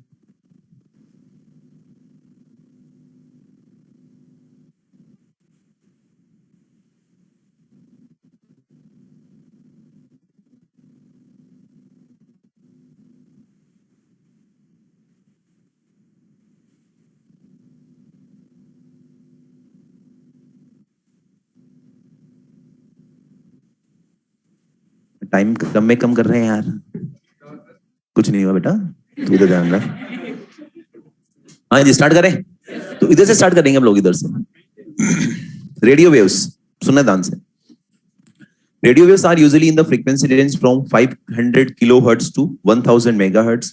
Also the range of AM, दो चीज होती है, AM और FM। AM मतलब होता है एम्पलीट्यूड मॉड्यूलेशन, FM होता है फ्रीक्वेंसी मॉड्यूलेशन।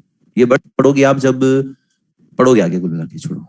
AM और FM, AM मतलब एम्पलीट्यूड मॉड्यूलेशन, FM मतलब frequency modulation. Also the range of AM band is between 530 kilohertz to 1710 kilohertz, 1710 kilohertz तक होती है। Further, shortwave bands use high frequency of up to 54 megahertz. TV waves range from 54 megahertz to 890 megahertz. The FM, बोले तो frequency modulation, radio band is from 88 megahertz to 108 megahertz.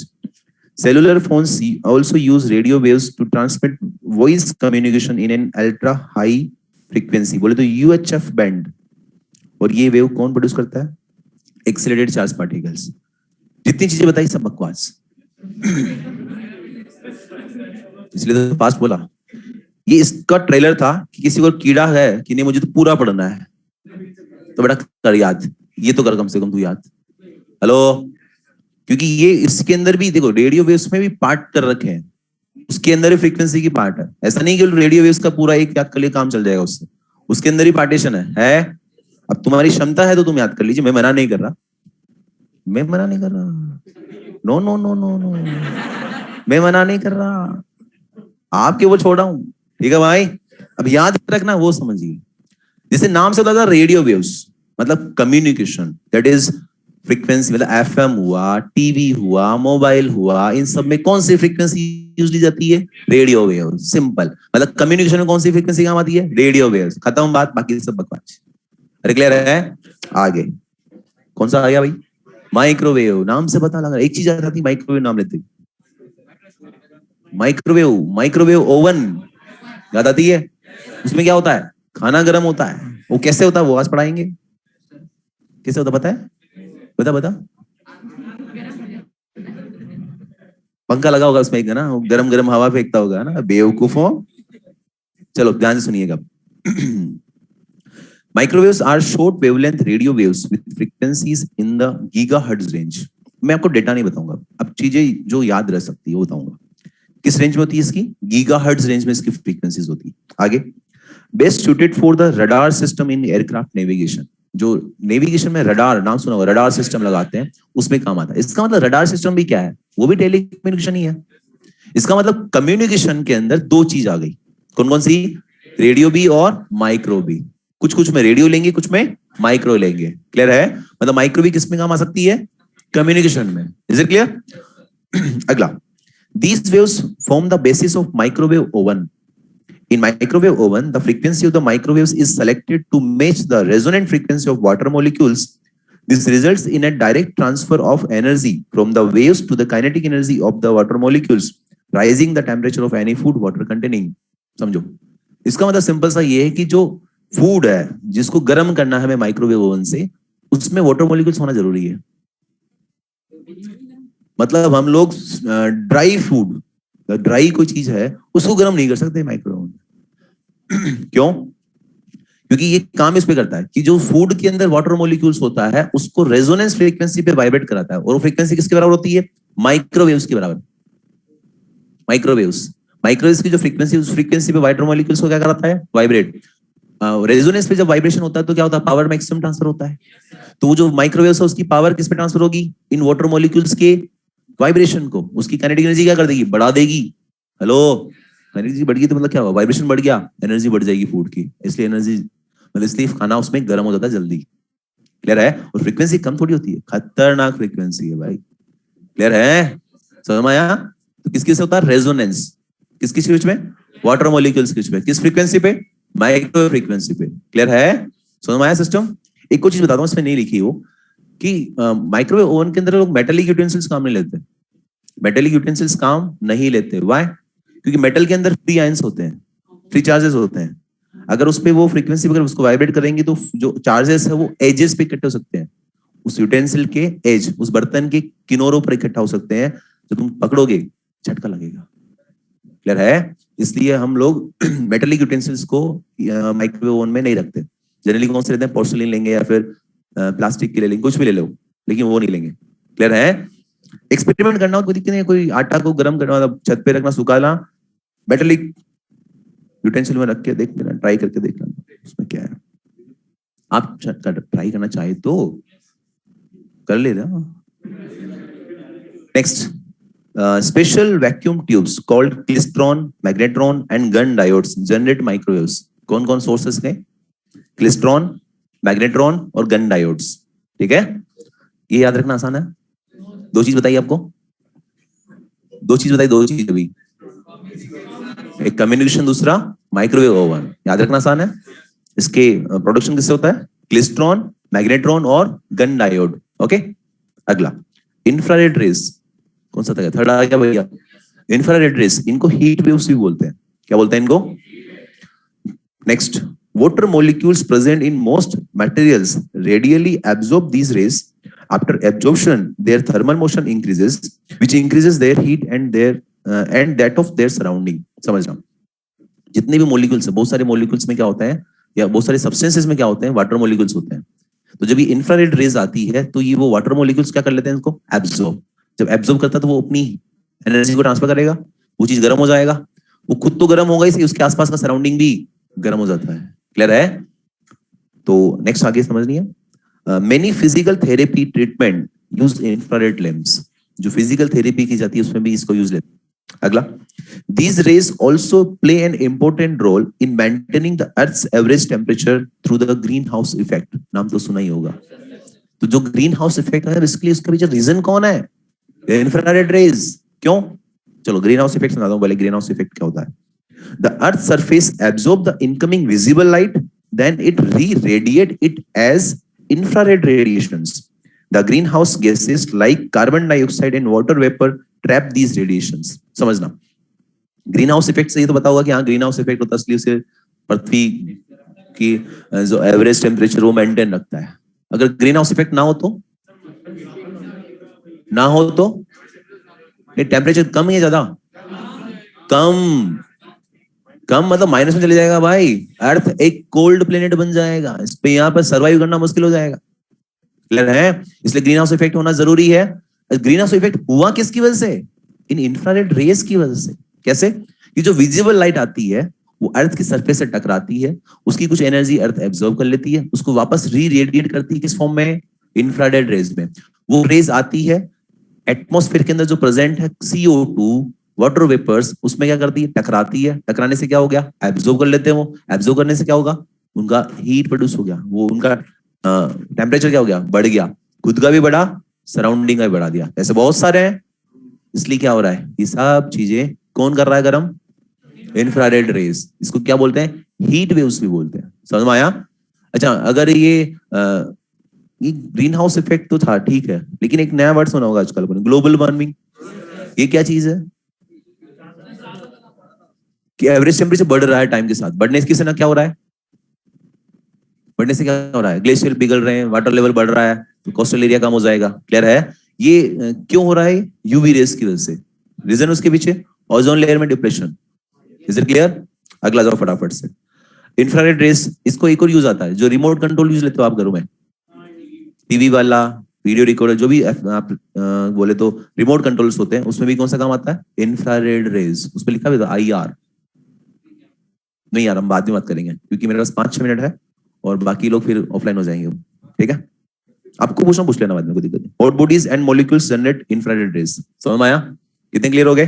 3। कौन सा आया? Next कौन सा आया? अरे 5 मिनट बचे हैं only. Visible raise. Visible rays are the most familiar form of electromagnetic waves. Most importantly, it is that part of electromagnetic spectrum that is detected by the human eyes. ये केवल वही waves है जिसको हम लोग देख सकते हैं। इसका एक चीज आपको आता है, लैम्बडा का रेंज 400 नैनोमीटर टू 700 नैनोमीटर। अब ये पूछता तो बता सकते हैं, क्योंकि ये याद होता है जनरली। क्लियर है? अगला, यूवी रेज, सबसे काम की चीज, गजब की चीज है। UV rays have wavelength ranging from 400 nanometer to 0.6 nanometer. 400 nanometer to. These rays can have harmful effect on humans if exposed to in large quantities. Ordinary glass absorbs UV rays. In other words, sit behind a glass window and avoid suntans and sunburns. बताता हूँ, समझाता हूँ। जैसे गर्मी में आपको बोला जाता है कि घर से बाहर मत निकलिए, क्योंकि यूवी रेज जो आती है वो आपकी स्किन को जलाएगी, टैनिंग बोलता है। ऑर्डिनरी जो ग्लास होता है वो भी यूवी रेस को एब्जॉर्ब कर लेता है। इसका मतलब ये हुआ कि जैसे ग्लास विंडो लगाया, एक बंदा खड़ा है विंडो के बाहर, एक खड़ा है अंदर, तो जो सन रेज आएगी, जैसे मान लो छन की आएगी, यूवी रेज वो ग्लास क्या कर लेगा? एब्जॉर्ब। तो जो तपन महसूस होगी वो बाहर वाले को ज्यादा होगी, आपको कम होगी। इसलिए हम लोग जब बाहर जाते हैं गर्मियों के दिनों में, सनग्लासेस यूज लेने के लिए बोला जाता है, ताकि कम से कम आंखों तो बचाओ। सबसे सेंसिटिव पार्ट कौन सा है? आंखें। इसलिए आंखों को बचाने के लिए क्या यूज लेते हैं हम लोग? सनग्लासेस, ताकि यूवी रेज अंदर ना जाए, आपकी आंखें खराब ना हो। Is it clear?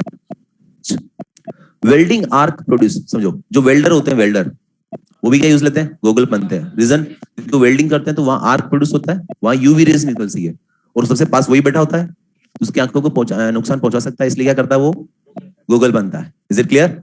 इसका यूज एक सुना होगा आपने, लेसिक लेजर ट्रीटमेंट, आईज का ऑपरेशन लेजर के थ्रू, उसमें यूवी रेज काम लेते हैं। अभी ऊपर क्या पढ़ाया मैंने कि यूवी रेज से आंखों को नुकसान होता है। अभी क्या बताया? यूवी रेज से इलाज करते हैं लेसिक लेजर ट्रीटमेंट के अंदर। लोहा लोहे को काटता है, जहर जहर को काटता है, वो वाली बात है, याद रहेगा। इसके अलावा आपने को पढ़ा होगा वाटर प्यूरिफायर। वाटर प्यूरिफायर में कौन सी यूज लेते हैं? यूवी रेज लेते हैं।